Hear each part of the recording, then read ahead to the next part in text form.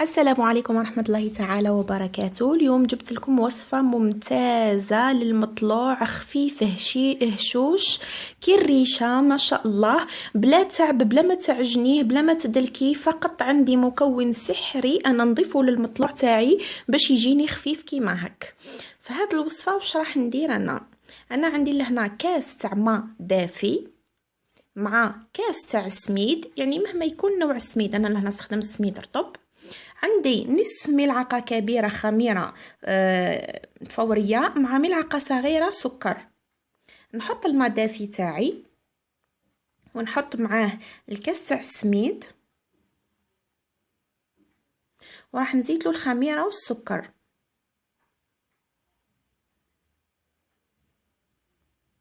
راح نخلطهم بالفويه حتى يمتزجوا مع بعضهم مليح. وراح نجي انا لهنا نضيف لهم المكون تاعي اللي نضيفه انا للمطلوع باش يجي هايل، اللي هو الياغورت ناتور.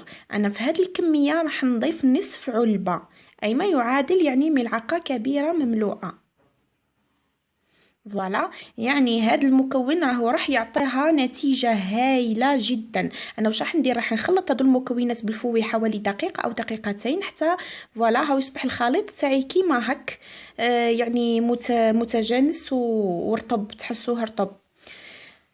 كيما قلت لكم هذاك الياغورت ناتور راح يعطيها بفضل الخمائر اللبنيه اللي فيه، راح يعطيها واحد الهشه واحد الخفه، يعني ما شاء الله. نتمنى انكم تجربوها وتردوا لي في لي كومونتير تقولوا لي واش رايكم فيه. واش راح نجي هنايا انا يا غطيت الخليط تاعي، ما نقولك نخليه لا 5 دقائق لا 10 دقائق لا نصف ساعه. نخلي الخليط تاعي يعني حسب درجه الحراره حتى يتضاعف الحجم تاعو. فوالا، ها هو الخليط تاعي انا من بعد ما تضاعف الحجم تاعو. فوالا، شوفوا كيفاش راهو تخمر. راح نجي انا في هذه المرحله راح نضيف له حوالي ملعقه صغيره تاع الملح،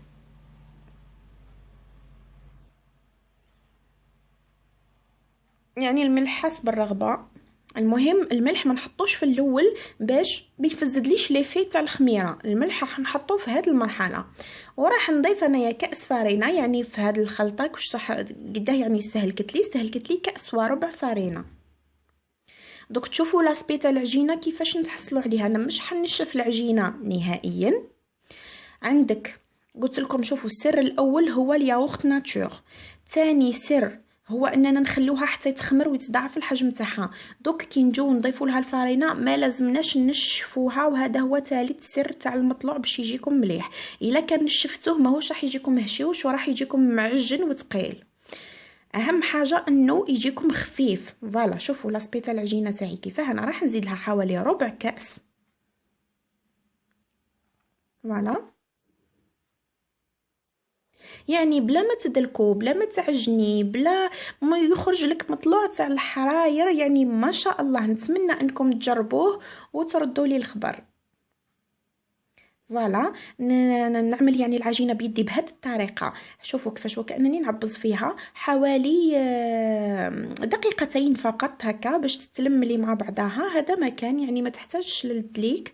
ها هي من بعد ما لميتها بيان، انا واش راح نجيب الزيت نستعين به باش نخدم العجينه تاعي. ضروري جدا الزيت، لانه هذه العجينه راهي طريه.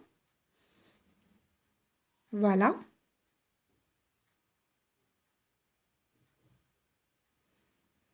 رابع حاجه واش لازم يكون عندي، لازم يكون عندي لو بابي كويسون، ورق الطهي. ضروري جدا لانه راح يساعدني في الطياب تاعها بلا ما نهبط لها الخمور. ويعني باش تقدروا تهزوها لانها عجينه طريه جدا، باش تقدروا يعني تهزوها وتحطوها طيب وتقلبوها، لازمكم ورق الطهي ضروري جدا.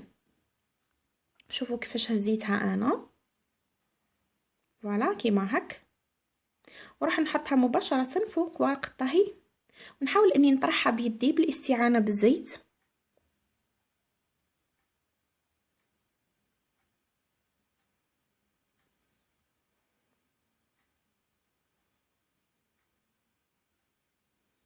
كما راكم تشوفون نحاول اني نعطيها الشكل الدائري،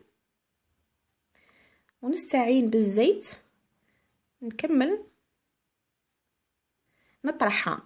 يعني خامس حاجه وش هي، كي تطرحوها ما ترققوهاش نهائيا، لازمكم تخليوها حوالي 1 سنتيمتر هكاك قيمة 7 في العلو تاعها، ما ترققوهاش خلاص. هذا اهم شيء تاني في المطلوع. هذه خامس نصيحة وخامس ملاحظة. فوالا انا هنا راح نكتفي بهذا القدر، يعني راهو العلو تاعها حوالي 1 سنتيمتر، يعني قيمة 7 كيما راكم تشوفوا.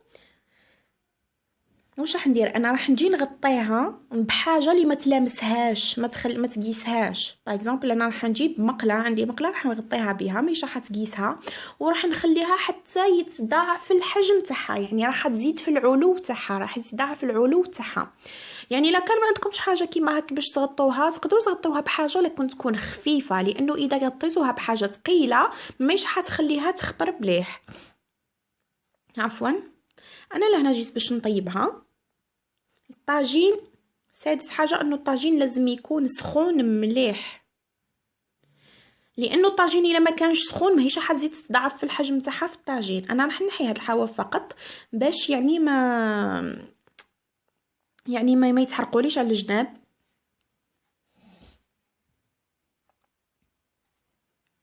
شوفوا الحجم تاعها راهو بدا يتضاعف في الطاجين، لانه الطاجين لازم يكون سخون مليح.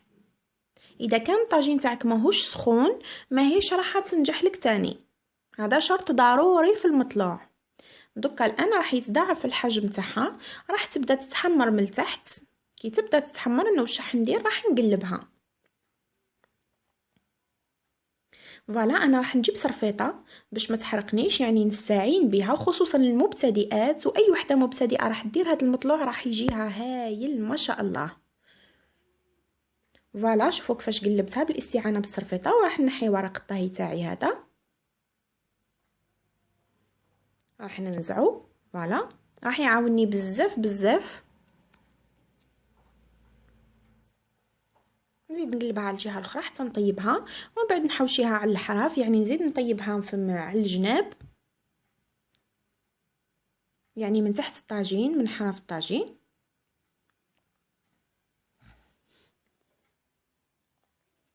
فوالا هاي الكسرة تاعي، يعني راهي هشوشه وخفيفه ما شاء الله. تجيكم هايله. نتمنى انكم تجربوها، ونتمنى انكم تشتركوا في القناه تاعي وتفعلوا الجرس باش يوصلكم جديد، لاني نوعدكم بوصفات هايله. والسلام عليكم ورحمه الله.